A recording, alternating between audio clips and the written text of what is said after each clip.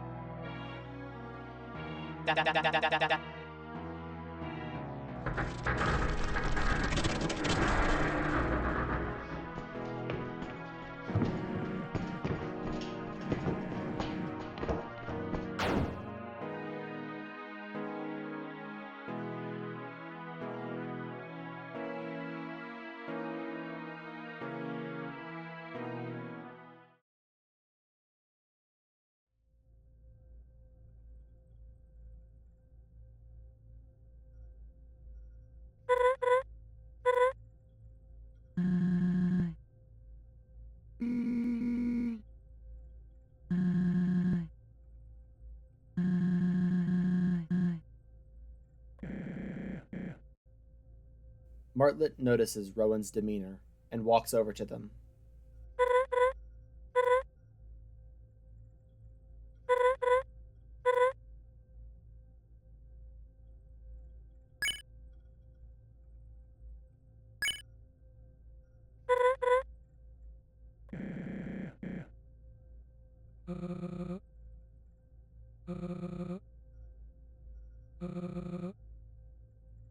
At this point, the door to the room opens, and in comes Admin and Ezerath.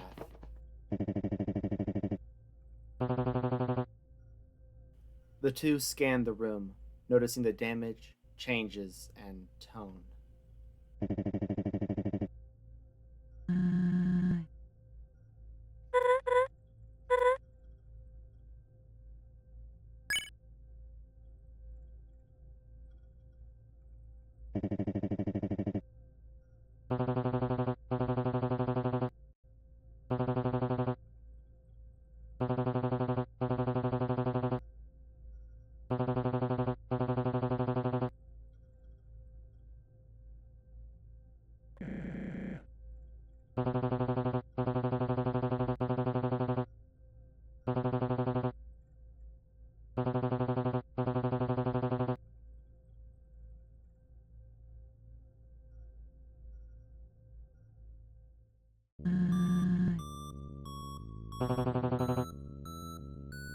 Admin walks over to the computers and displays several charts, maps, and data files.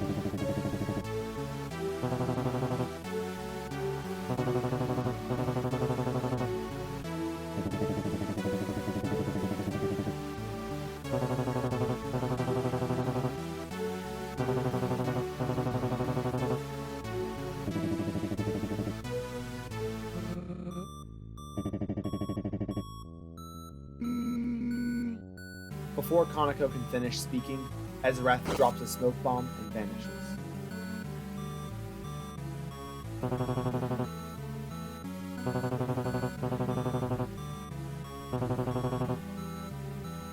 With that, admin leaves.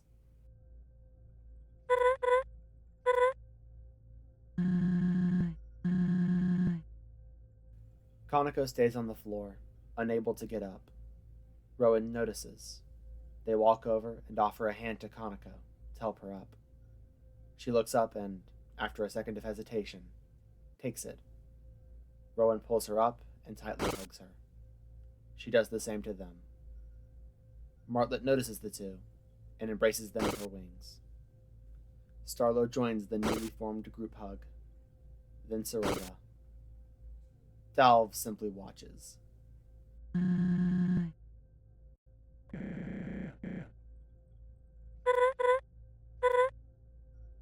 The group lets go.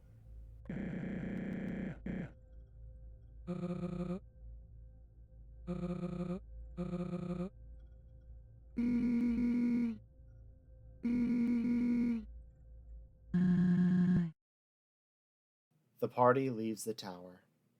At the foot of the tower, every Darkner we've recruited thus far awaits the party as they arrive onto the scene.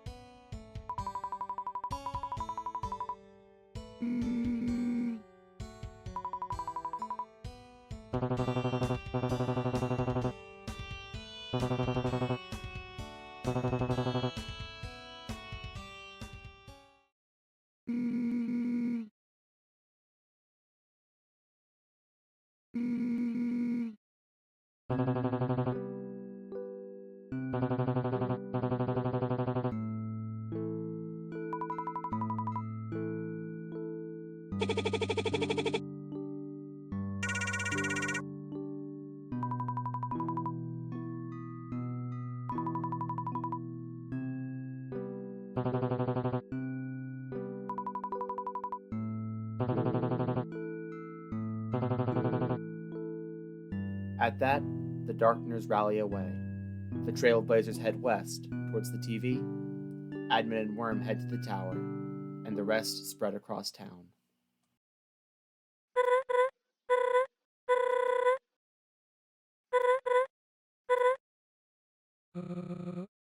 As Dalv says that, Dina stumbles onto the scene.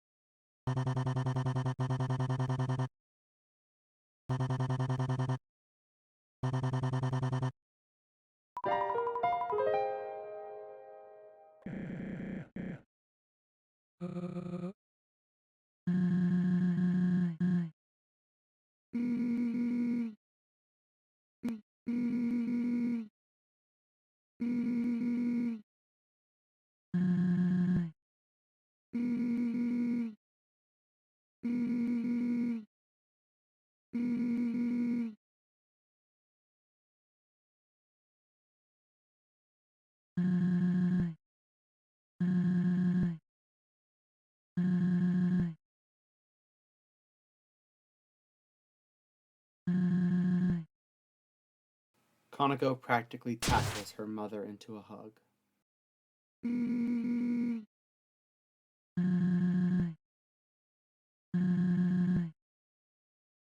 Kanako and Ceroba let go.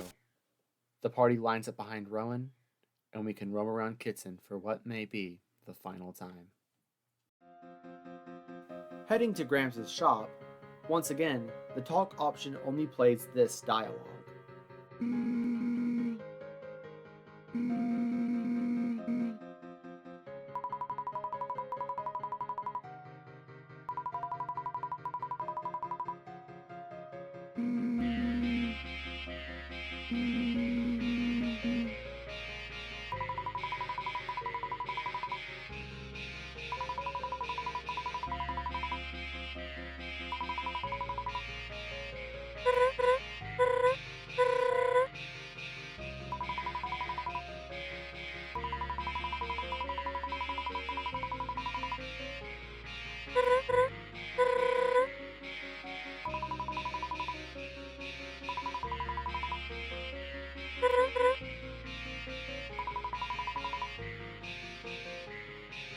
Leaving Gramps' shop and heading to the courthouse, you'll find the judge outside. Talking to them,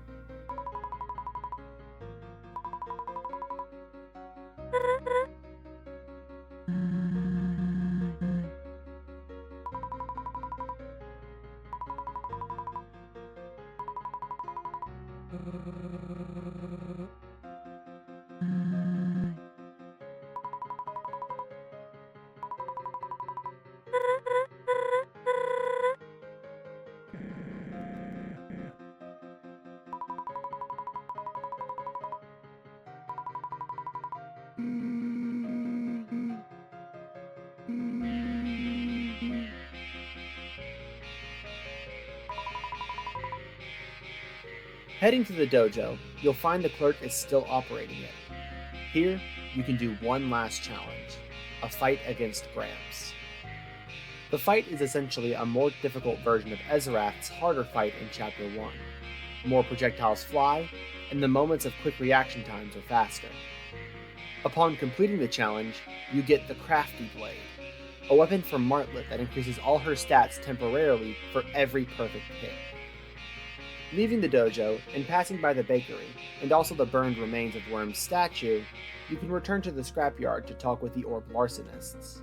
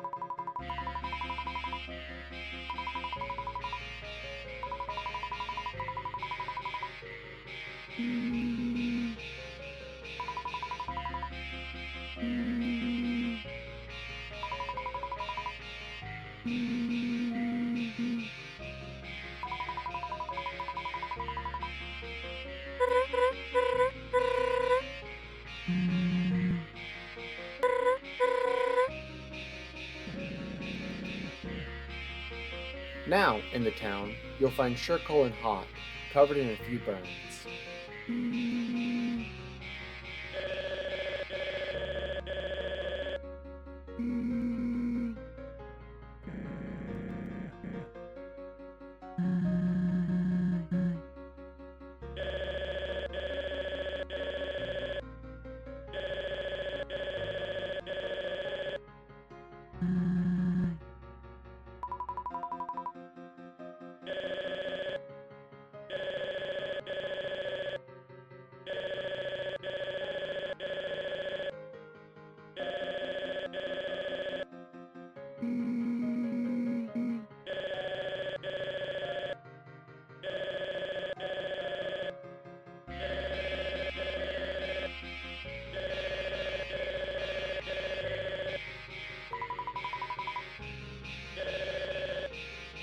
The two head east, leaving the entire party stunned.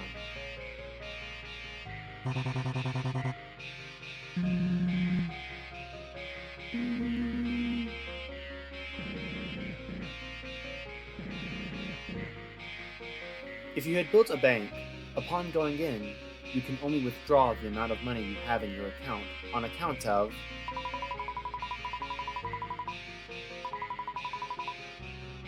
If you had built a casino, you can talk with Silas.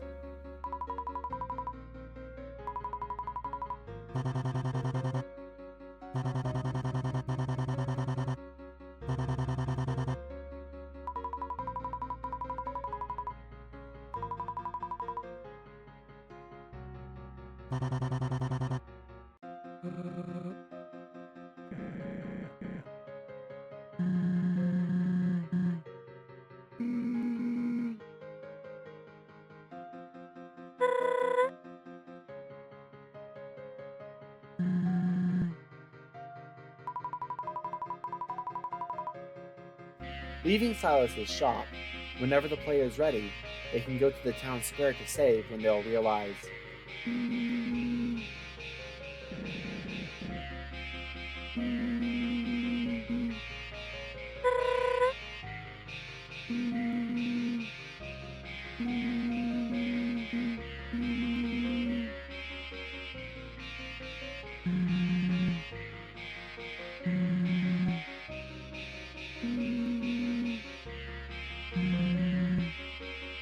Kanako continues to talk with the party when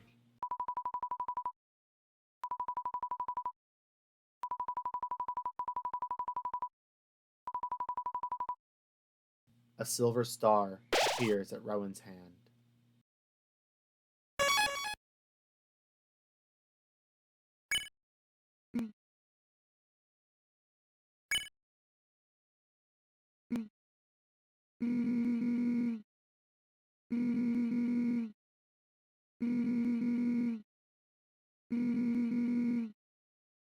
At this point, with nothing left to do in Kitsen, we can head east, following the trailblazers into the desert. The desert, as it was from the beginning, is barren, scorched, and worn. And, just as it was from the start, the only threat to Rowen here are the stray electricity pylons that fire off bolts of energy for us to dodge in the overworld. We pass through familiar landmarks we crossed at the beginning of this story, until reaching a structure Kanako cowered under when we first found her in the Dark World.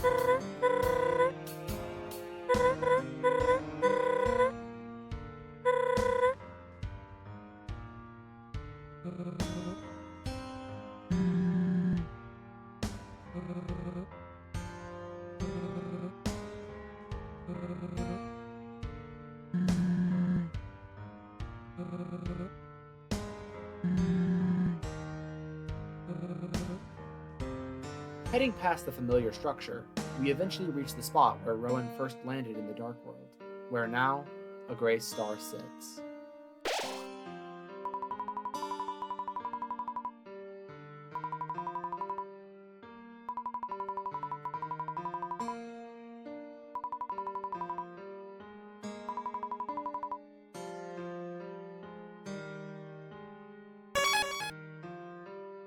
From here, a path has now opened up to the west, where originally it was not when you first arrived.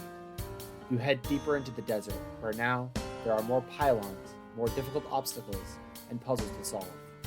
Dodging the projectiles, eventually the party has to stop for Dalv, who struggles to catch his breath.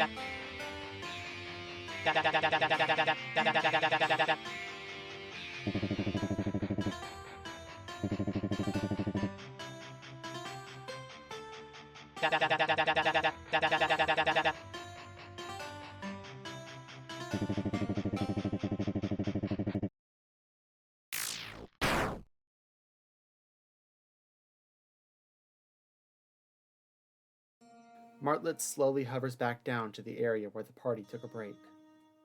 Having joined the cast for a bit is Gramps, Dev, and the Orbs.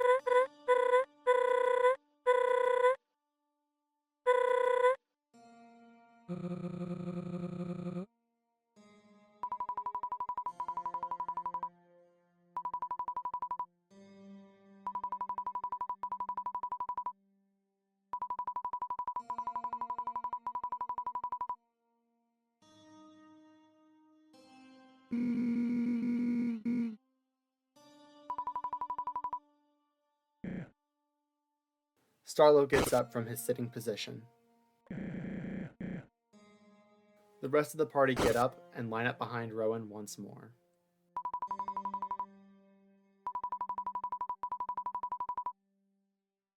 From here, you can continue to progress through the desert.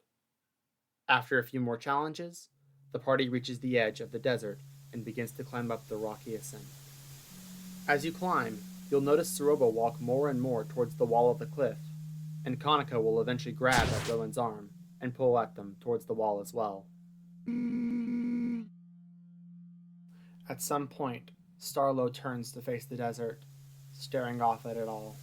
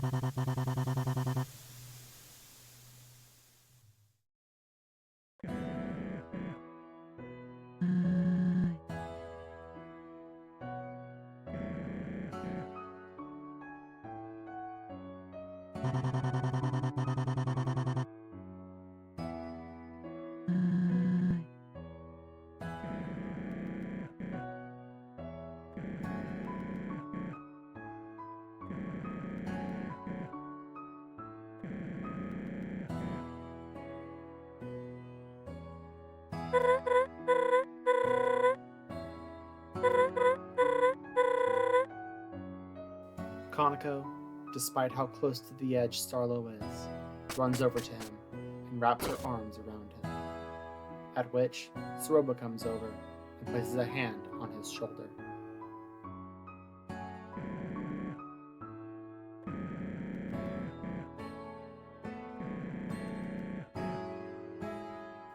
Kanako and Ceroba back away from Starlo, and he takes a breath. Progressing further up the cliff edge, we eventually reach the beginning of a damaged, paved road, where, hung up by thorny vines, is Azarath.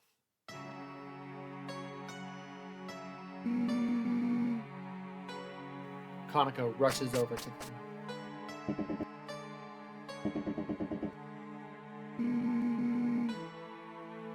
Martlet hurries over and begins to cut the vines with her feather blades. Eventually, Azarath falls onto the ground, revealing his torn cape and beat-up armor.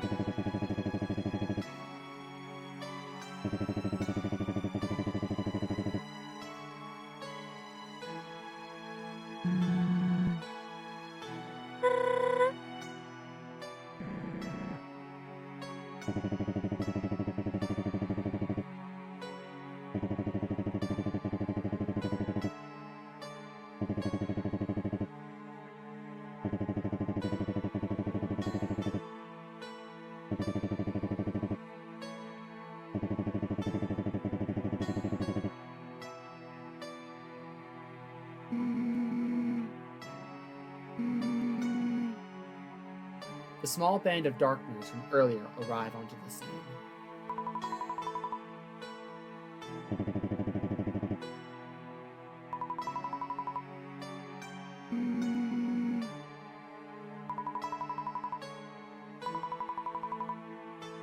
A few of the orbs pick up Azarath and begin to walk back towards the town.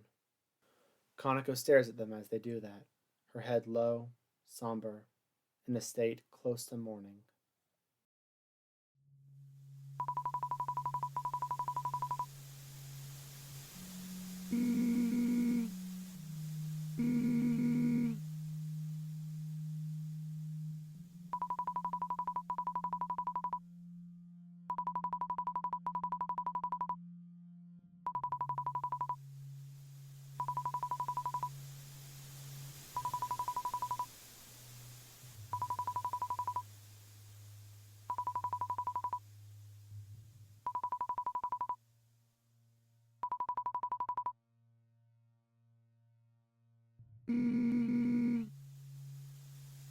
After a few quiet moments, we are free to continue into the abandoned city.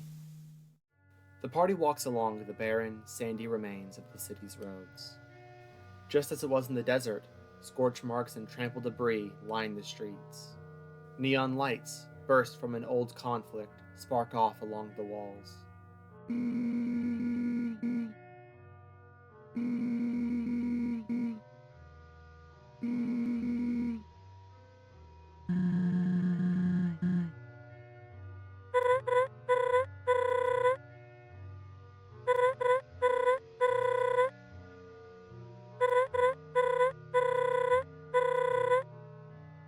Progressing further into the city, we run into Council and Mew Mew.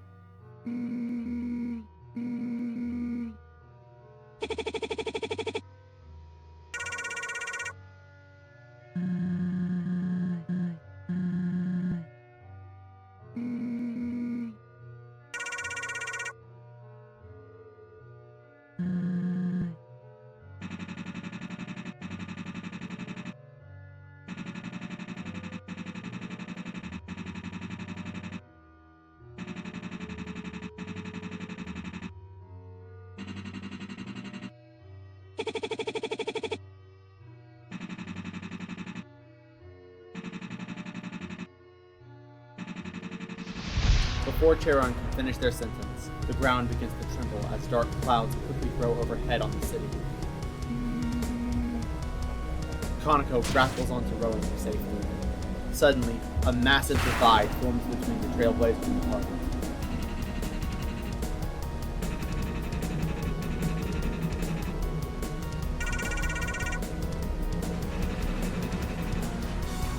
Lightning begins to shoot against the ground at random.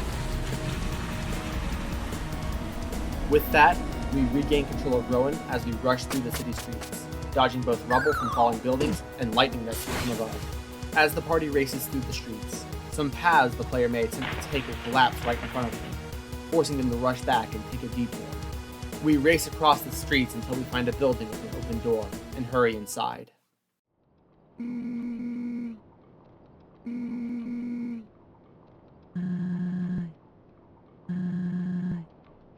Kanako reluctantly lets go of Rowen, somewhat trembling.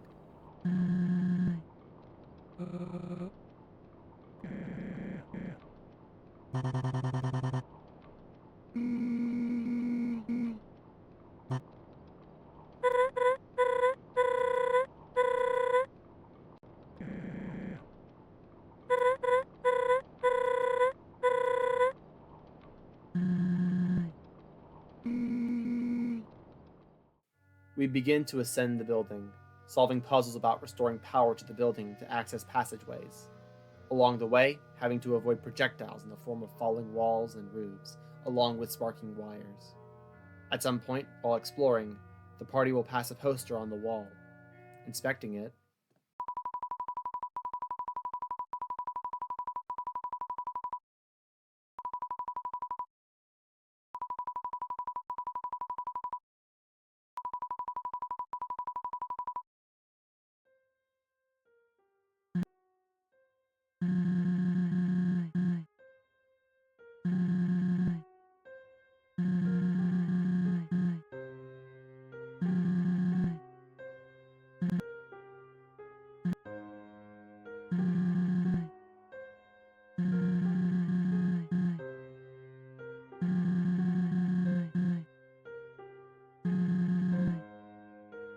Starlo puts a hand on Ceroba's shoulder.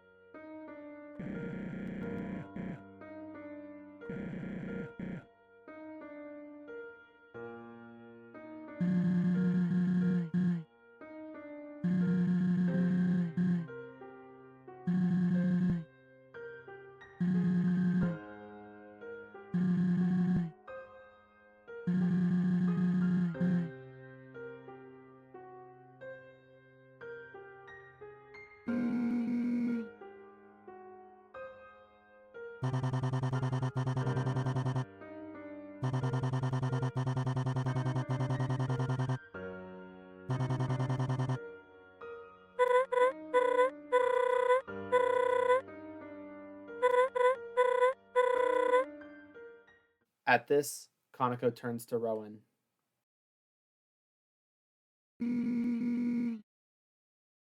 Kanako runs into Rowen for another hug.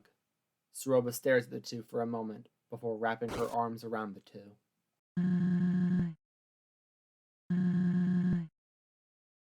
After a few moments, the three undo their embrace, and we're allowed to keep exploring. Eventually, the party reaches the apex of the building, and can see out of a window to the fountain in the distance. Energy shoots off of it wildly as a storm brews around it. But, slowly, the storm dies, and the ambient noise of wind begins to fade.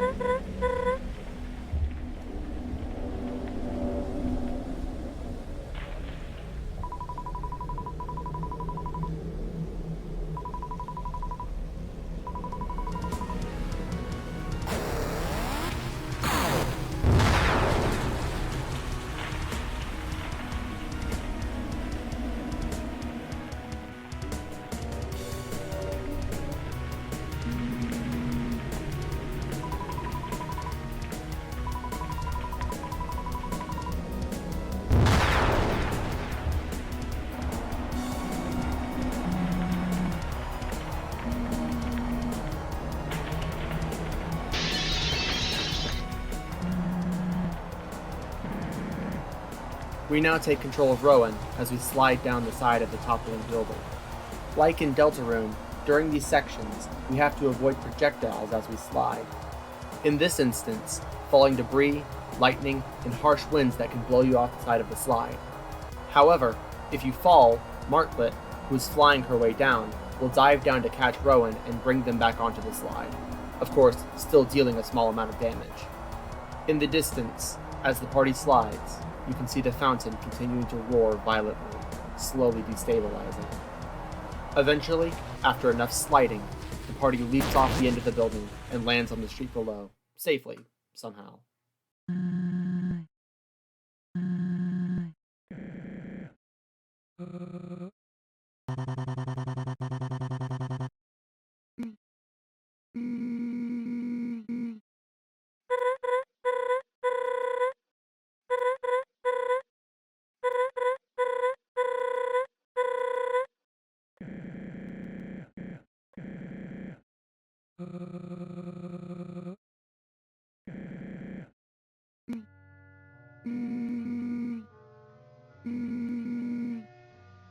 The party, as usual, lines up behind Rowen. The party continues along the streets until reuniting with Count Cell and Mew Mew.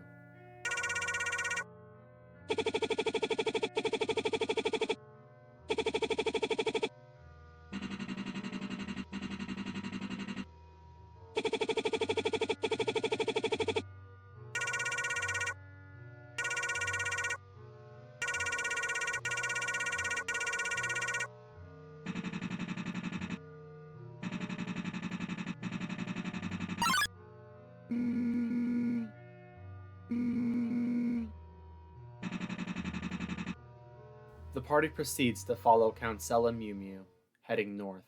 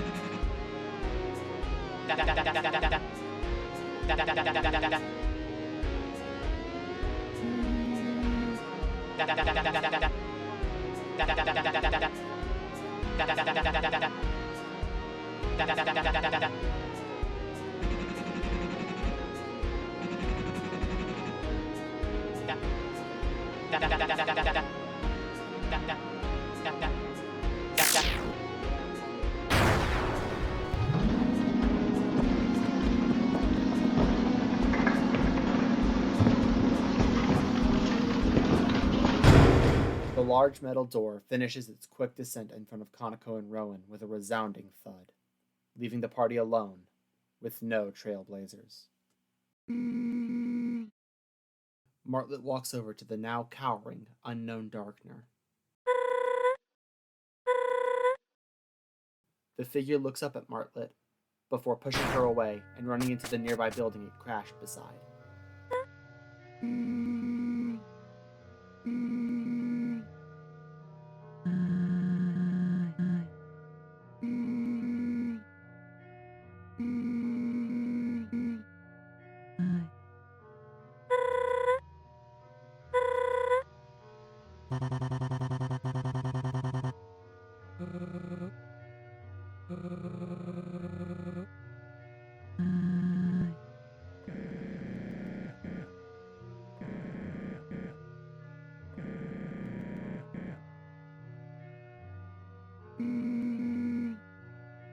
The party follows the Darkener into the building, eventually running into them again.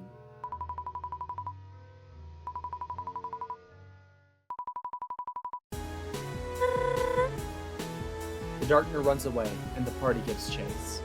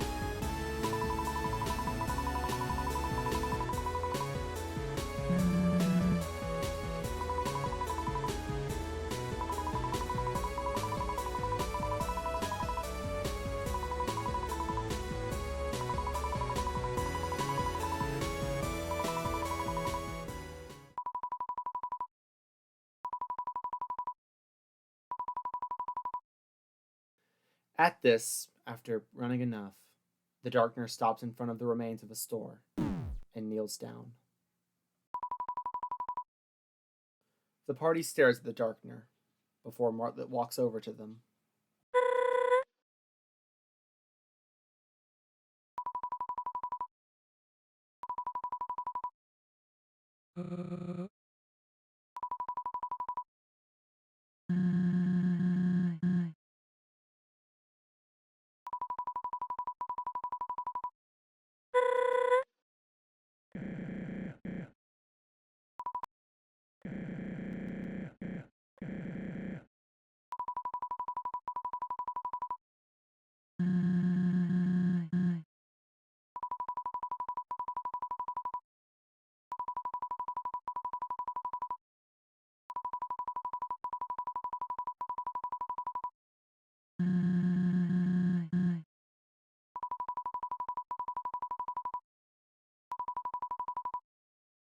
The Darkener walks into a door beside the shop and opens the shutter, allowing you to access the shop.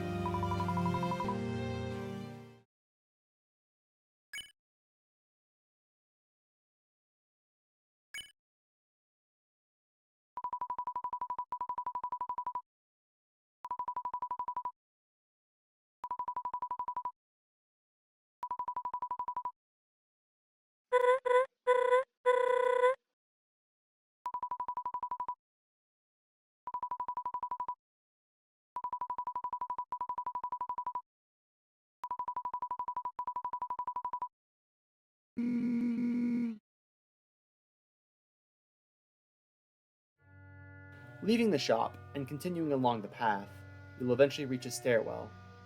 The party begins to descend down the steps.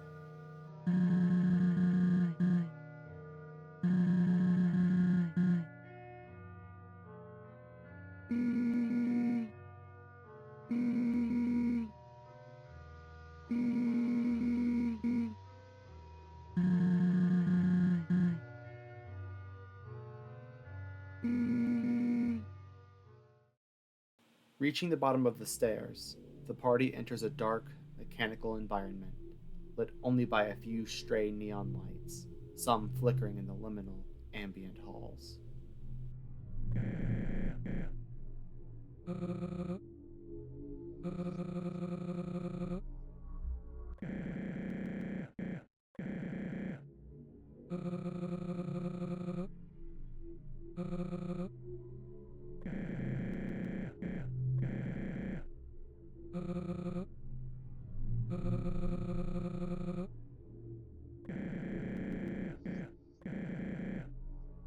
The party progresses into a large room where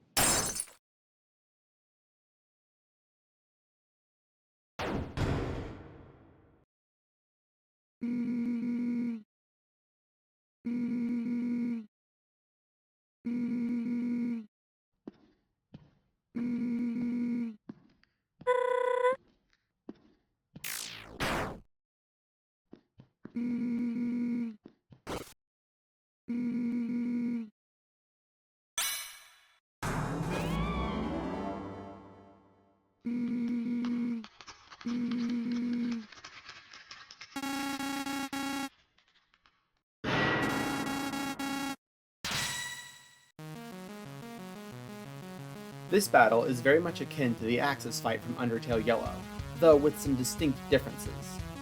For one, Axis can use several vegetation-themed attacks: vines that shoot from the edge of the battle box, flowers that bloom to shoot their petals out, and spores that glide across the arena. All the while, you still need to avoid Axis' familiar moves. As well to it, his attack where he holds a large red magic ball over his head and throws it directly at the player's soul has seen some change. No longer does it serve as just a basic bullet. It now slightly tracks the soul after it's been thrown and, if it hits, will not only deal damage, but also lower the defense and attack of the targeted party members of that turn. Now, to win this battle, you can do one of two things. You can either, obviously, deal enough damage to Axis, or you can, using either Martlet's Trim action, Dina's Bite action, or Starlo's Pull action, try to tear away the viral vegetation from Axis. With Martlet's Trim action, it functions identically with how you deal with Ceroba or Kanako, having various targets around Axis' body that you need to hit with Martlet's Feather Blades. Of course, like last time, missing any targets results in Axis taking damage. With Dina's Bite action, you are given quick timing minigames derived from the El Bailador battle, just without the rhythm aspects of it. And with Starlo's Pull action, you have to either press Z or X rapidly and repeatedly before the time runs out.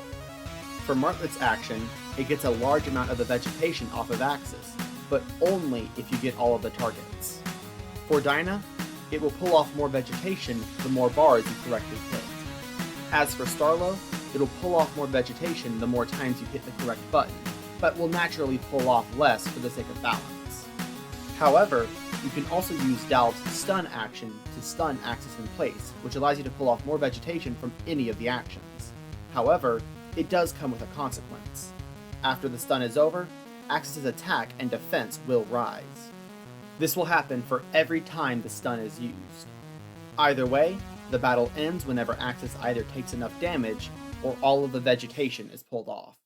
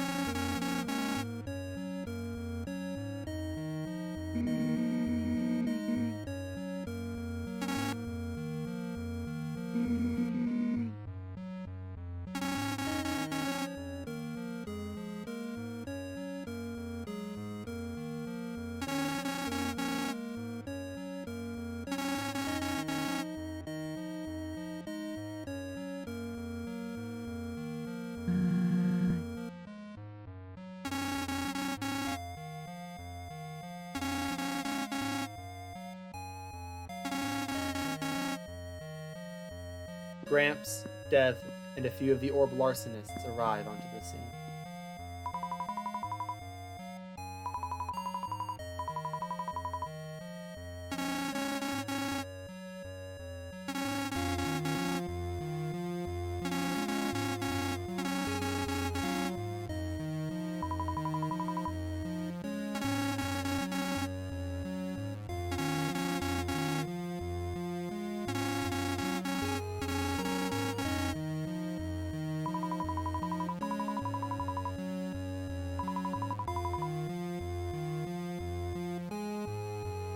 Dev comes over to inspect the damage.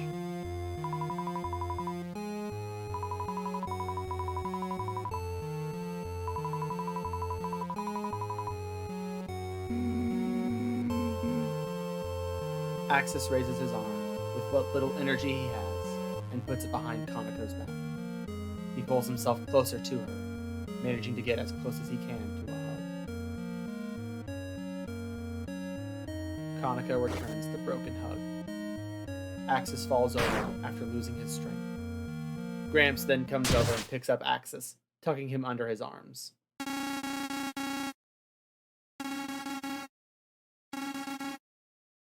Gramps and the rest of the crew begin to walk back the way they came.